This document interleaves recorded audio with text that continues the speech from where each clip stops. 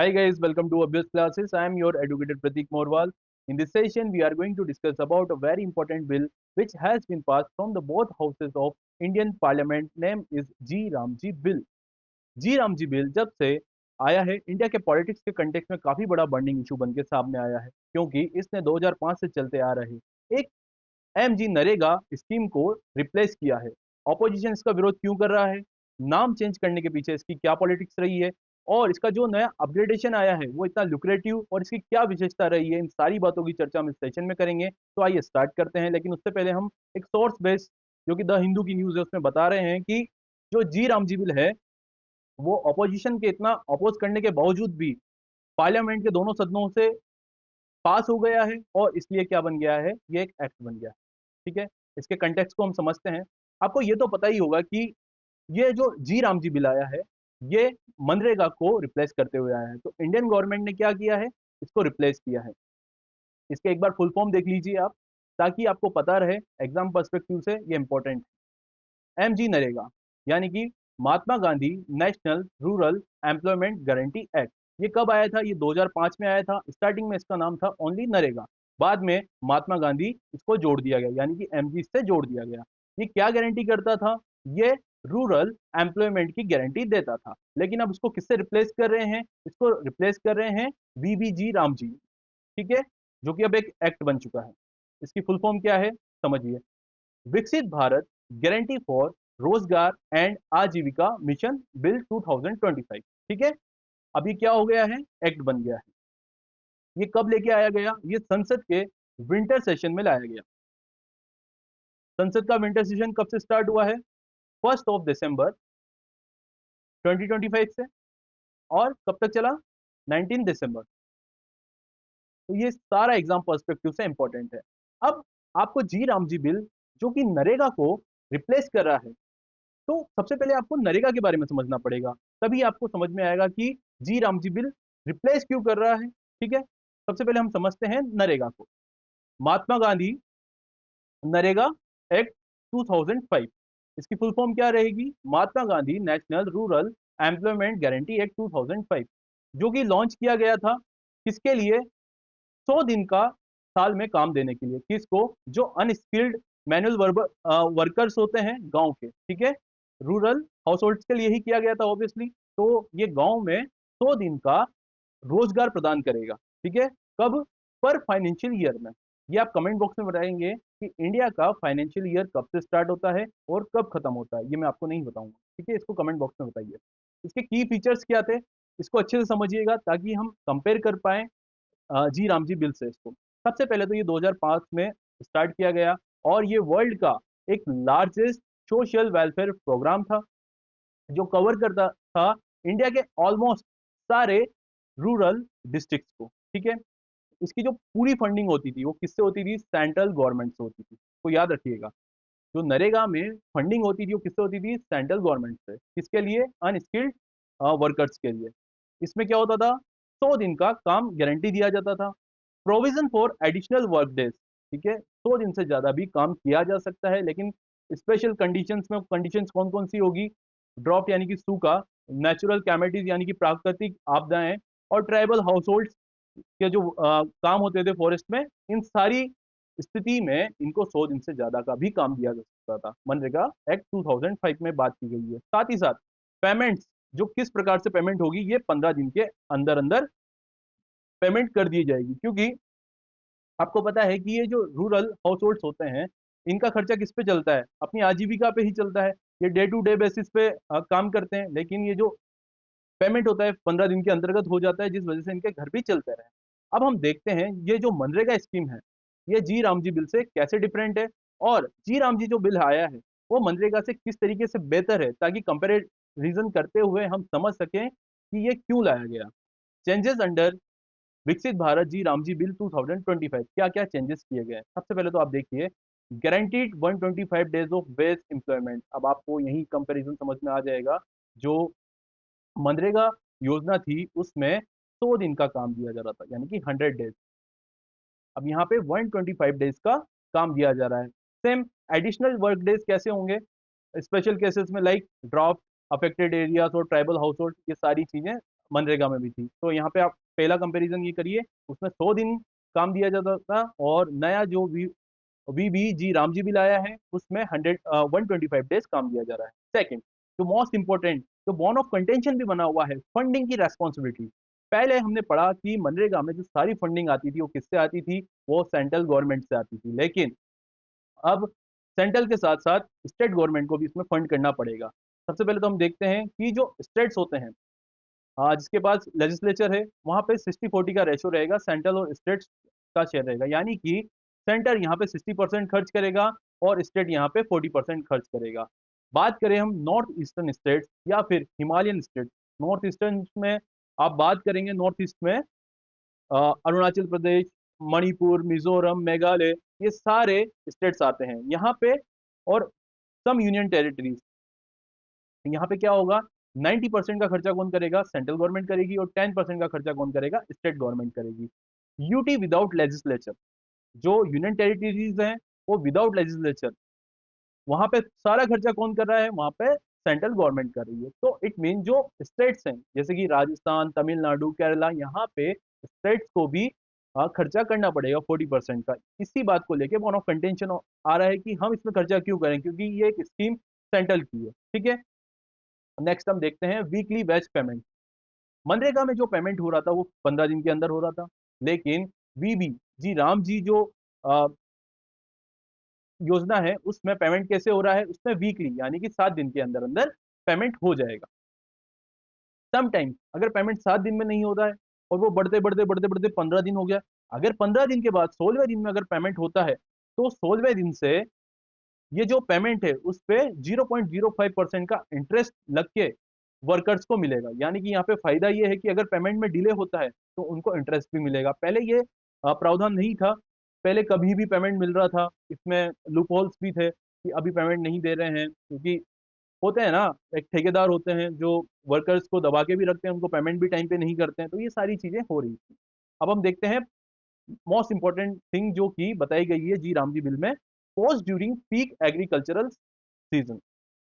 पहले क्या होता था, जैसे आप समझिए कि ये रूरल जनता के लिए स्कीम लाई गई है, और गांव में क्या होता है, एग्रीकल्चरल एक्टिविटीज होती है, कब, एग्रीकल्चरल सीजन में। तो उस टाइम तो उनके पास काम होगा, ठीक है। पहले जो मनरेगा होता था वो कभी भी आ जाता था, सरकार बोलती थी कि हमको तो अभी काम करवाना है 100 दिन का, आपको करना है तो करो, नहीं करना है तो नहीं करो, क्योंकि जब एग्रीकल्चर सीजन के टाइम पे उनके पास ऑलरेडी काम होता है, तो वो वहां पे आके क्यों गड्ढे खोदेंगे, इसमें यही तो काम होता था, गड्ढे खोदना भरना, इस तरीके की भ्रांतियां फैलाई गई है, ठीक है। तो अब सरकार का ये मानना है, जब भी एग्रीकल्चर का सीजन होगा वहां पे 60 दिन का पॉज, ठीक है, 60 दिन का रुकाव हो सकता है इस स्कीम में। और इसका निर्वहन कौन करेगा, इसको डिसाइड कौन करेगा कि 60 दिन कौन से रहेंगे जब वो रुकेगा, उसको स्टेट्स यानी कि राज्य डिसाइड करेंगे, कि क्योंकि इंडिया एक बहुत डाइवर्स कंट्री है, क्लाइमेट भी डाइवर्ट है, डाइवर्सिफाई है, प्लस जो क्रॉप्स है वो भी अलग अलग मौसम में फल फूलती है। तो इसी तरीके से स्टेट्स डिसाइड करेंगे कि कब ये 60 दिन आने वाले हैं। साथ ही साथ लेबर किस तरीके से काम करेगी, सारी जिम्मेदारी किस पे होगी, ये स्टेट्स पे होगी। नेक्स्ट हम इसका इंपॉर्टेंट पॉइंट देखते हैं, normative allocation replaces labour budget, ठीक है। पहले क्या होता था कि स्टेट जो सेंट्रल जो होता था पूरा बजट बनाता था, लेकिन वो कैसे बनाता था, स्टेट के जो पंचायती राज होते थे या फिर ब्लॉक लेवल अधिकारी होते थे उनकी रिकमेंडेशन से बनाता था। लेकिन अब क्या होगा, जो जी राम जी बिल के अंतर्गत जो प्रोजेक्ट होंगे उनका बजट बनाएगा सेंट्रल गवर्नमेंट, और वो कैसे होगा, state wise normative allocation of work, इसमें फंडिंग भी डिसाइड होगी, क्योंकि इस बार अकाउंटेबिलिटी किसके पास आ गई है, स्टेट के पास आ गई है, इसीलिए वो इसमें एक्टिवली पार्टिसिपेट करेगा और साथ ही साथ रेस्पॉन्सिबल भी रहेगा। इसीलिए हम बराबर शेयर जाने के साथ साथ यहाँ पे बराबर रेस्पॉन्सिबिलिटी भी आनी पड़ेगी, इसीलिए यहाँ पे अब करप्शन का थोड़े चांसेस कम हो गए हैं। नेक्स्ट हम देखते हैं इम्प्लीमेंटेशन ऑफ एक्ट। मनरेगा के अंतर्गत क्या होता था, जो प्रिंसिपल अथॉरिटीज होती थी, जो प्लान करती थी और इम्प्लीमेंट करती थी, ये सारी स्कीम कौन करता था, पंचायत करता था। इस सारा काम डिस्ट्रिक्ट लेवल पे पंचायत करता था और उनकी ही सारी रिकमेंडेशन मानी जाती थी। लेकिन अब क्या होगा, the national level steering committee, national level steering committee क्या करेगी, रिकमेंड करेगी सारे decision relating to normative allocation to states को, ये तो रिकमेंड करेगी। उसके बाद क्या होगा, the state level steering committee, वो क्या करेगी, इस पे ऑपरेशन करेगी, यानी कि कार्य का निर्वहन कौन करेगा, स्टेट लेवल स्टीयरिंग कमेटी करेगी, और आदेश कौन देगा, the national level steering committee करेगी। ठीक है, ये बात आपको समझ में आई। और ये बाद में एग्रीगेट होके क्या हो जाएगा, the Viksit Bharat national rural infrastructure stack. ठीक है, इसके अंतर्गत ये अलाइन हो जाएगी। अब पहले क्या होता था, एक पर्टिकुलर चैनलाइज वे में काम नहीं होता था मनरेगा में, कि बस काम हो रहा है, वहां पे जा रहे हैं, वहां पे गड्ढे खोदे जा रहे हैं, या फिर कोई स्कूल बनाया जा रहा है, पता नहीं है वहां पे क्या काम हो रहा है, पर 100 दिन काम हो रहा है, ये कागजों में काम हो रहा है। लेकिन अब क्या हो गया है, अब 4 थीमेटिक डोमेन्स हो गए हैं, कि काम को भी 4 प्रकार में बांटा गया है। पहला काम होगा वाटर सिक्योरिटी, यानी कि पॉन्ड्स, वेल्स, और फिर रिवर बैंक्स, यानी कि नदियों के किनारों के आसपास जो भी काम होगा ये वाटर सिक्योरिटी में आएगा। दूसरा कोर रूरल इंफ्रास्ट्रक्चर, तीसरा लाइवलीहुड रिलेटेड इंफ्रास्ट्रक्चर, चौथा एक्सट्रीम वेदर मिटिगेशन वर्क, यानी कि जो प्राकृतिक आपदाएं आएगी वहां पे भी ये काम कर पाएंगे। प्लान्स विल बी इंटीग्रेटेड, ये बाद में किस में इंटीग्रेटेड हो जाएगा, शामिल हो जाएगा, द प्रधानमंत्री गति शक्ति नेशनल मास्टर प्लान। ठीक है, ये एग्जाम पर्सपेक्टिव से इंपॉर्टेंट है। ये जो वीबीजी रामजी बिल है, ये बाद में किसमें शामिल हो जाएगा, प्रधानमंत्री गति शक्ति नेशनल मास्टर प्लान। ठीक है, क्योंकि ये क्या करेगा, ऑप्टिमाइजेशन करेगा इंटर डिपार्टमेंटल कन्वर्जेंस। ठीक है, क्योंकि काम होगा तो काम अच्छा होगा, क्योंकि इस बार क्या होगा, सेंट्रल और स्टेट गवर्नमेंट दोनों साथ में मिलकर काम करेगी। अब हम देखते हैं इसमें गवर्नमेंट का इसमें क्या तर्क है, गवर्नमेंट क्या बोल रहा है। गवर्नमेंट ये बोल रहा है कि हमने जो बिल प्रेजेंट किया है उसको हम चाहते हैं कि ये हमारा एक मिशन बने, विजन ऑफ विकसित भारत 2047, उसके अंतर्गत ही हमने ये हमारा बिल पारित किया था और ये एक्ट बन गया है, और हम इसी को मद्देनजर रखते हुए आगे काम करेंगे। A framework that creates sustainable livelihood, पहले क्या होता था कि बस रोजगार मिलता था, कि एम्प्लॉयमेंट मिलता था 100 दिन का, लेकिन उसका कोई फायदा नहीं होता था वो जो अनस्किल्ड वर्कर होते थे। लेकिन इस बार क्या होगा, सस्टेनेबल लाइवलीहुड, यानी कि लंबे समय के लिए उनको स्किल भी बनाया जाएगा और लंबे समय तक उनके पास काम भी होएगा। 125 दिन वहां काम करने के बाद वो कहीं और भी काम कर सकते हैं। ये सारी प्लानिंग इस बिल में नजर आ रही है। ये एक तरीके का क्या है, ये अटेम्प्ट है to make work more valid, developmental और रेजिलियंट। ठीक है, ये सारी चीजें गवर्नमेंट का स्टांस है कि हम ये चाहते हैं कि इस बिल के अंतर्गत हमारे इस तरीके की प्रोग्रेसिव देश में डेवलपमेंट हो। ठीक है, अब पॉलिटिकल और पब्लिक रिएक्शंस क्या है।